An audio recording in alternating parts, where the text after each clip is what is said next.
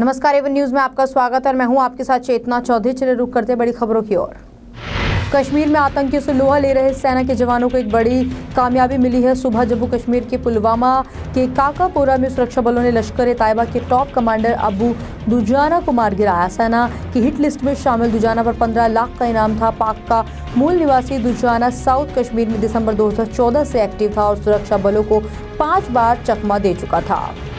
विदेश मंत्री सुषमा स्वराज ने पाकिस्तान पर निशाना साधते हुए आज कहा है कि भारत के खिलाफ चल रहे सीमा पार आतंकवाद को अब एक बड़े क्षेत्रीय और वैश्विक चुनौती के तौर पर स्वीकार कर लिया गया है। उससे मुकाबले के लिए भारत और अमेरिका के बीच सहयोग बढ़ रहा है।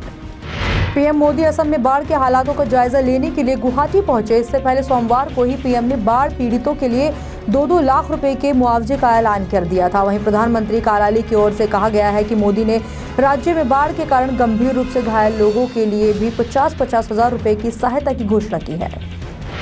राष्ट्रीय पिछड़ा वर्ग आयोग को संवैधानिक दर्जा देने का मामला फिर अटक गया है। सोमवार को कई मंत्रियों की गैर हाजिरी के कारण विपक्ष राज्यसभा में संशोधन प्रस्ताव पारित करवाने में कामयाब हो गया। विपक्ष ने नियम 3 को विधेयक से हटवाने के बाद ही अपनी सहमति प्रदान की। सदन ने विपक्ष के संशोधनों के साथ विधेयक को मंजूरी दे दी। सपा नेता मुलायम सिंह यादव ने लोकसभा में गौरक्षा और मॉब लिंचिंग पर बोलते हुए घरों में पत्नियों के साथ होने वाले अत्याचार का मुद्दा उठाया। मुलायम ने गौरक्षा के नाम पर मॉब लिंचिंग के संबंध में कहा कि सबसे पहले अत्याचार और उत्पीड़न की शुरुआत परिवार से ही होती है। घर की महिलाओं को दबाया जाता है, पत्नियों पर अत्याचार किया जाता है। एनडीए का कुनबा बड़ा होता जा रहा है। अब खबर है कि तमिलनाडु में जयललिता की पार्टी एआईएडीएमके एनडीए में शामिल हो सकती है। सूत्रों के मुताबिक इसी हफ्ते एआईएडीएमके एनडीए में शामिल हो सकती है। बता दी कि एआईएडीएमके के लोकसभा में 37 सांसद जबकि राज्यसभा में 13 सांसद है। बिहार के सीएम नीतीश कुमार ने कहा है कि 2019 के लोकसभा चुनाव में पीएम नरेंद्र मोदी के मुकाबले कोई नहीं है। उनसे मुकाबले की क्षमता किसी में नहीं है। वे फिर जीतेंगे। एनडीए के साथ मिलकर बिहार में सरकार बनाने के बाद पहली बार मीडिया से बात करते हुए नीतीश ने साफ कहा है कि अगली बार भी केंद्र की सत्ता पर राजग के सिवाय कोई दूसरी पार्टी काबिज नहीं हो सकती। कश्मीर में एनआईए लगातार टेरर फंडिंग पर जांच कर रही है, जिससे एक के बाद एक कई खुलासे हो रहे हैं। आप पता लगा है कि हुर्रियत नेता पढ़ाई के नाम पर भी पाकिस्तान से लेन देन करते थे। हुर्रियत नेता पाकिस्तान में दाखिला करवाने के लिए करीब 25 से 30 लाख रुपए वसूलते थे। इस काम में पाकिस्तान उच्चायोग भी शामिल था। बिहार के मुख्यमंत्री नीतीश कुमार ने आरजेडी सुप्रीमो लालू प्रसाद यादव का साथ छोड़ने के बाद बिहार में अधिकारियों का बड़ा फेरबदल किया है। नीतीश सरकार ने 28 आईएएस और 44 आईपीएस अफसरों का तबादला किया है। 6 जिलों की डीएम और कई एसपी को भी बदला गया है।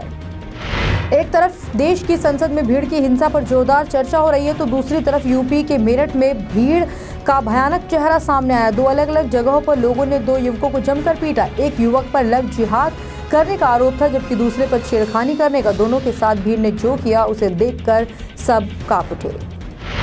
संस्कार भारती फरीदाबाद द्वारा हरियाणा स्वर्ण जयंती के उपलक्ष्य में आयोजित अखिल भारतीय युवा संगीत महोत्सव का समापन भव्य तरीके से किया गया। अंतिम दिन की शुरुआत फरीदाबाद के युवा कलाकार और तेजपाल सिंह के शिष्य हेतार्थो चटर्जी ने की। कार्यक्रम के समापन पर सभी कलाकारों को सम्मानित किया गया। इसके अलावा हरियाणा ग्रंथ अकादमी पंचकुला के द्वारा एवन न्यूज के फरीदाबाद ब्यूरो चीफ दिनेश भारद्वाज को भी सम्मानित किया गया।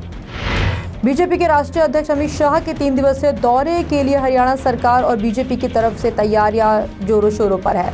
उद्योग मंत्री विपुल गोयल ने हरियाणा पुलिस के वरिष्ठ अधिकारियों के साथ तिलियार कन्वेंशन हॉल में मीटिंग कर सुरक्षा के साथ उनके दौरे से जुड़ी सभी व्यवस्थाओं का जायजा लिया। साथ ही उन्होंने अमित शाह के स्वागत के लिए कार्यकर्ताओं के साथ भी बैठक की। हमारे फरीदाबाद के ब्यूरो चीफ दिनेश भारद्वाज ने बताया है कि अमित शाह 2 जुलाई से 4 जुलाई तक 3 दिन तक हरियाणा के दौरे पर रहेंगे और इस दौरान करीब 27 बैठकों में शिरकत करेंगे।